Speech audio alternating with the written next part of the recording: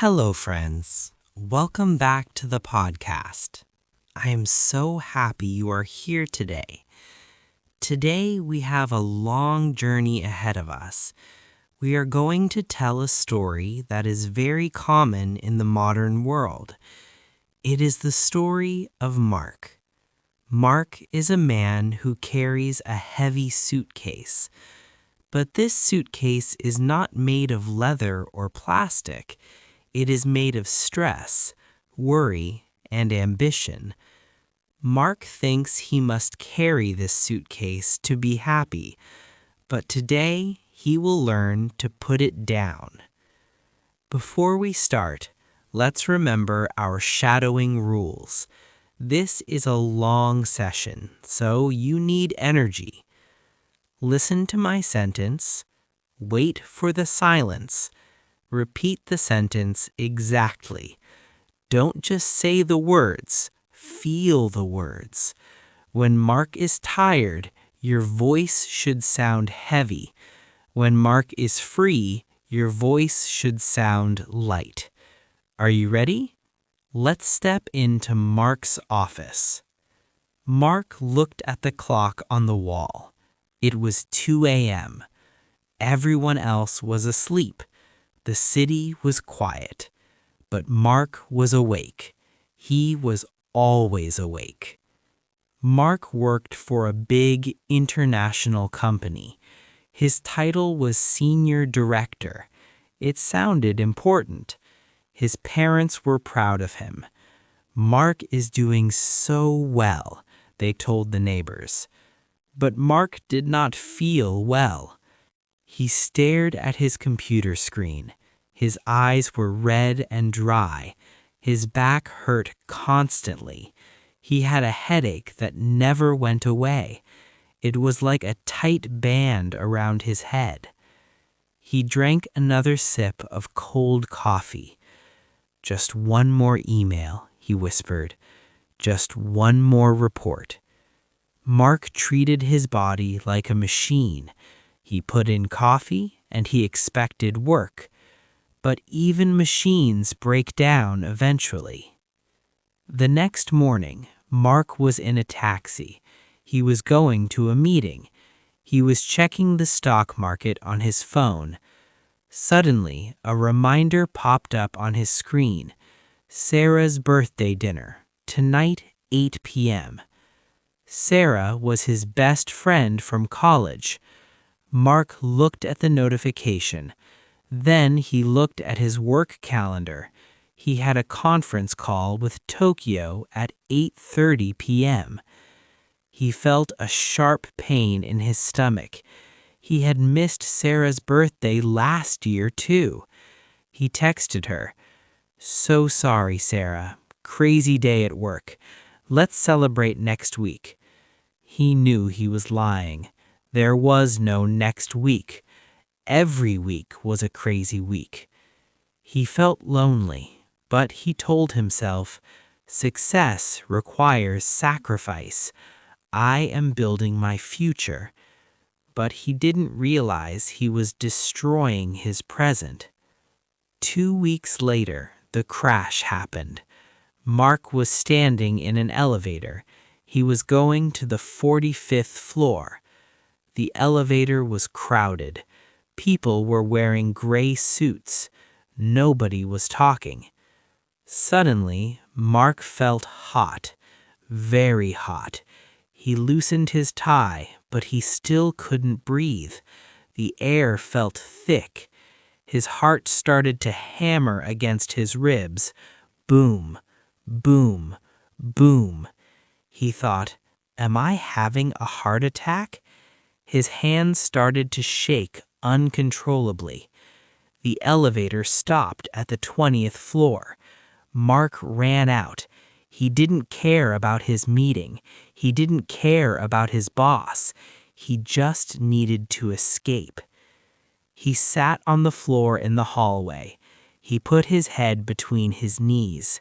He was gasping for air. A security guard walked over.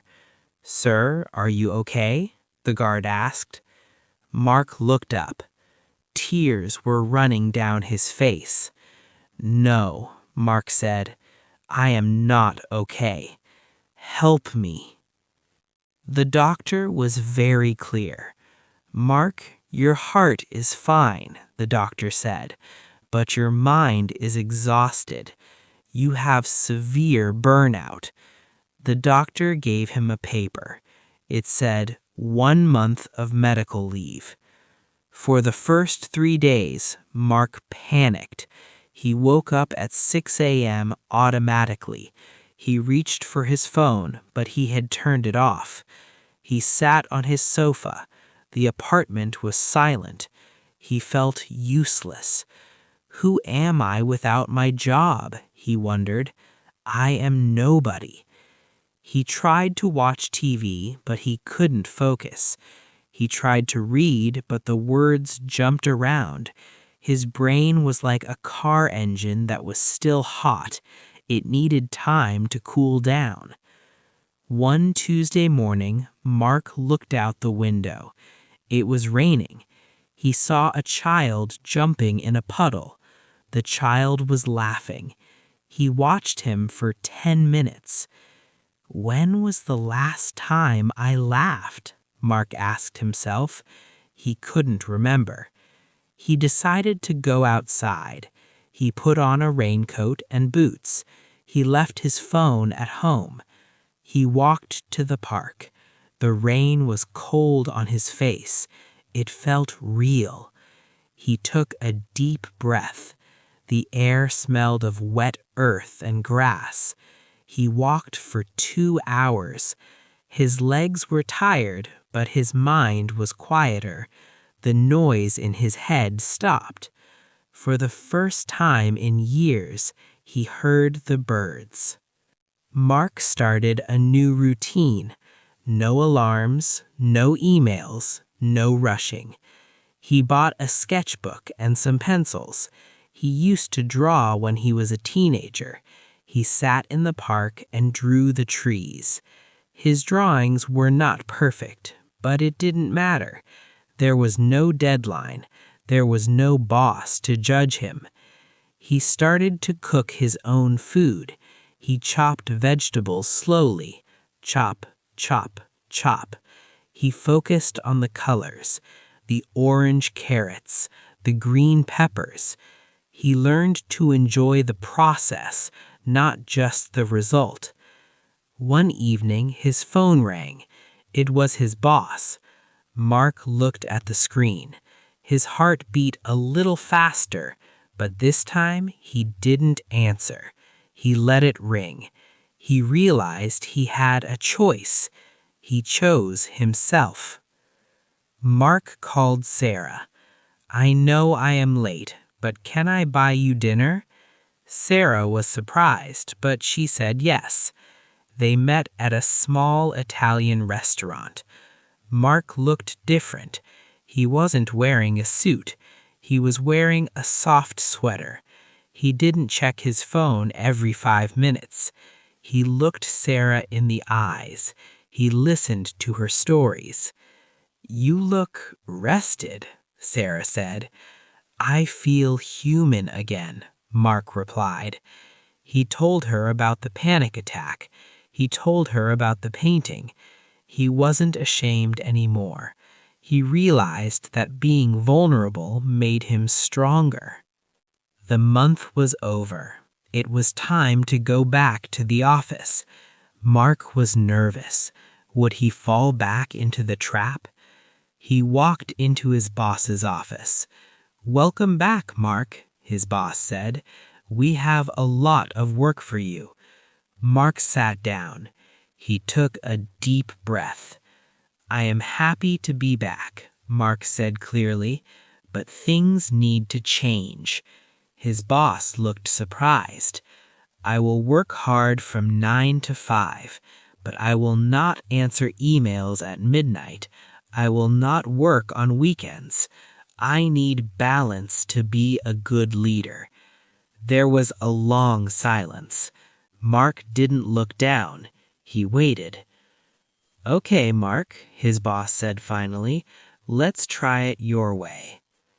That evening, Mark left the office at 5 p.m. The sun was still shining. People were rushing to the subway, looking stressed.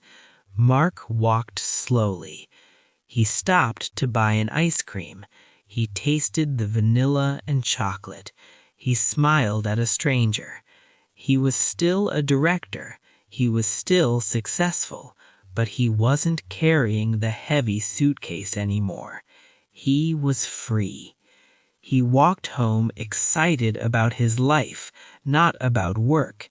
He had found the secret. Success is not about how much you do. It is about how much you enjoy what you do.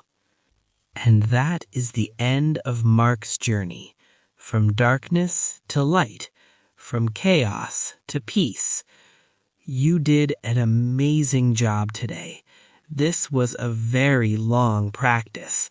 If you feel tired, that is normal. Your brain is working hard to build new connections. Think about Mark's story today. Do you have a heavy suitcase? Maybe you can put it down for a few minutes. Maybe you can look at the sky or eat an ice cream. Remember, language learning is also not a race. It is a journey. Don't rush. Enjoy every word. Thank you for shadowing with me today. I am proud of your effort. Take care of your mind and take care of your heart. Goodbye.